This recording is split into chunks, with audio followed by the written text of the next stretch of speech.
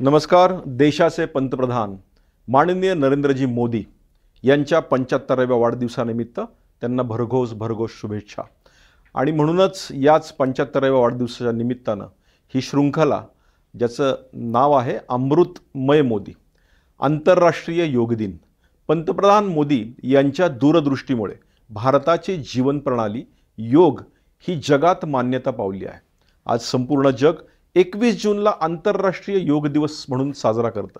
पण यामागे मोदींचे कणखर असे प्रयत्न आहेत. 27 सप्टेंबर 2014 रोजी त्यांनी एक संयुक्त महासभेत एक ऐतिहासिक असा प्रस्ताव मांडला. त्यांचा विचार अत्यंत स्पष्ट होता. 21 जून हा वर्षातील सर्वात मोठा दिवस आहे आणि योग हा केवळ एक व्यायाम नसून तो ऊर्जेचं प्रतीक आहे. म्हणूनच तो आंतरराष्ट्रीय योग दिवस म्हणून घोषित व्हावा. मोदींचा हा विचार जगभरातील नेत्यांना इतका भावला की केवळ 90 दिवसात तब्बल 177 देशांनी या प्रस्तावाला भरघोस असा पाठिंबा दिला. संयुक्त राष्ट्राच्या इतिहासात कोणत्याही प्रस्तावाला इतके व्यापक आणि जलद समर्थन मिळण्याची ही तशी दुर्मिळ घटना ठरली.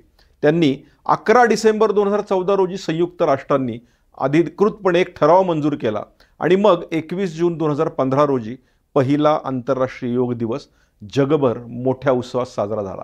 आज लाखो करोडो लोक न्यूयॉर्कमधील टाइम्स स्क्वेअरपासून ते हिमालयाच्या हिमकड्यापर्यंत भारताच्या या प्राचीन योग परंपरेत सामील झाले आहेत.